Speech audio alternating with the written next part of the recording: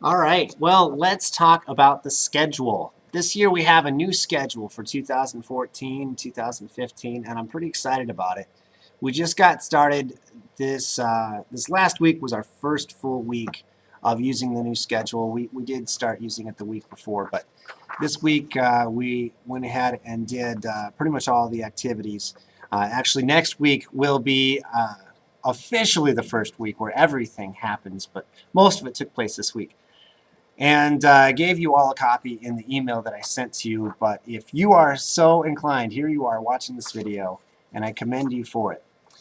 The first change that you'll notice right away if you ever looked at last year's schedule or if you're aware of the previous year's schedules, our morning routine is now entirely based on our 5 core subjects: math, language, science, history, and Bible.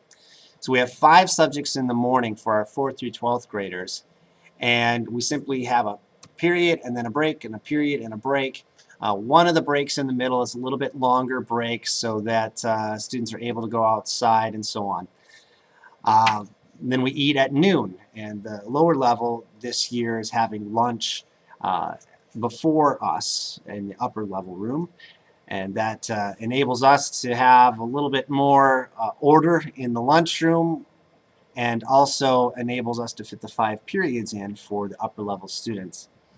That being said, it did take a little bit of our time away from the afternoons.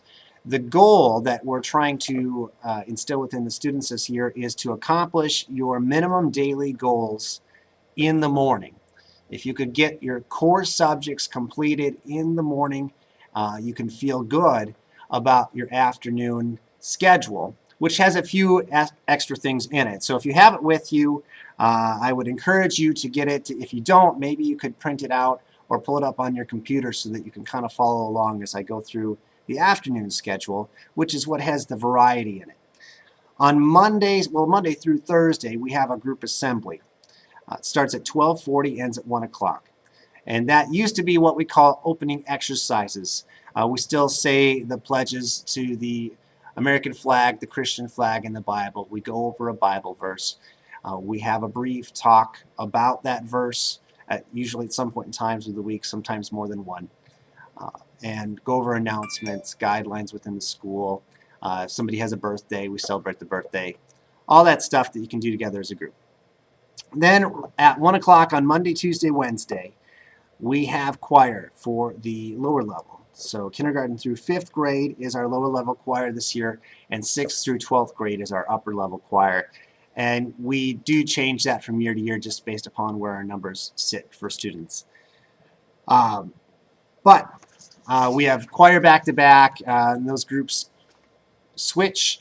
When the upper level are not in choir, they have an extra period. Oftentimes, upper level students have electives and so on that gives them an opportunity to have another period or a brief amount of time. It's only 20 minutes to work on maybe a project or one of their elective courses.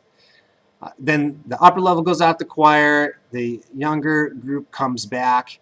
We actually have kindergarten through 5th grade in the upper level learning center at that time, and that is the opportunity for the kindergarten through 3rd graders to have time on the computer practicing their typing, just getting used to their keyboarding skills and that type of stuff. For our 4th and 5th graders, we use that time for them to work on mathfactspro.com.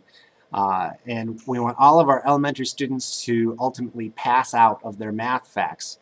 And that means they need to have their multiplication and addition and subtraction and division facts all memorized so that they can complete exercises in a certain amount of time. The MathFacts Pro website is a great website that we can use to track what they've got down and how far they have yet to go. And once they get everything blacked out at MathFacts Pro, in other words, everything is colored in because it says they have all their facts memorized, then we'll give them a test on paper and they can show that they have all those facts down, and then they're done. Right? They have it all memorized. So be working on flashcards and so on at home if your students are in elementary. It is vitally helpful. Well, we have some extra things going on in the afternoons and a few things that we've added this year that we haven't had in the past. On Monday afternoons, have Mrs. Dossett come in, and this is something we did have in the past. She works with the upper elementary, the 4th through 6th graders, in doing practical math application skills. And so she'll take them in 2 separate groups, and they'll do a variety of math games together. And it becomes a fun, somewhat competitive type scene where students are able to show their math skills. Often she'll take them on a vacation, and they'll have to plan about what they want to spend where, and she'll give them examples, and they have to figure that out. Or she has a variety of other games that she does with them. So we're really grateful to have her come in and volunteer with that. And so that's what we do on Monday afternoons. Our upper level on Monday afternoon, we do have extra time for them to, once again, work on perhaps an elective or get some additional coursework done. The other thing that would potentially come into play would be band, which we have on Mondays and Wednesdays this year. Tuesday afternoon, I want to go ahead and talk about that. We are going to, we changed our lecture class a little bit. In the past, I have taught a lecture every week to both groups, the lower level of the upper level room. So in other words, like this year, it would be 4th through 6th grade. And then the upper level group, which is 7th through 12th grade this year. And I've taught the same lecture every week to both groups and just tried to explain it in different ways to make it age appropriate. This year, I'm going to split them into 2 groups, and one group is going to be doing a science exercise, some type of a lab, scientific experiment type thing. Well, the other group is having the lecture. So you're only going to have the lecture every other week, and on the other weeks you have the science lab, which is something that Mrs. B is doing this year, and she's having a lot of fun preparing that and putting that stuff together. So that's something that we're able to incorporate in. That's one of the new things that we have this year, where not only is Randy teaching the biology lab, which is something she's been doing for years as a volunteer, but now she's incorporating science activities and science experiments, doing one every week for the, actually she's doing one every other week for one of the respective groups. So she works with kindergarten through 3rd grade, 4th through 6th, and 7th through 12th on all of those. Wednesday afternoons, like I said before, Monday and Wednesday we have band.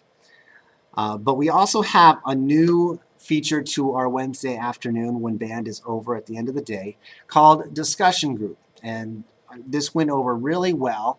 I had the 4th through 6th graders in this week, and we had a little bit of a debate together where a couple students were able to come forward and talk in front of the rest of the group to get that speech skill, those important public speaking type skills in there. So that'll be a part of what I am incorporating into that time, as well as having either a moral or ethical or political discussion as to how to problem solve certain things. The example that we used this last week was problem solving what to do with the fact that there are deer and cars are running into deer on the interstate, and how we might be able to resolve that problem. And we got all sorts of ideas. It's a brainstorming activity. It's a discussion activity.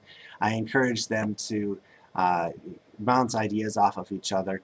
And I'm really looking forward to what that class can offer.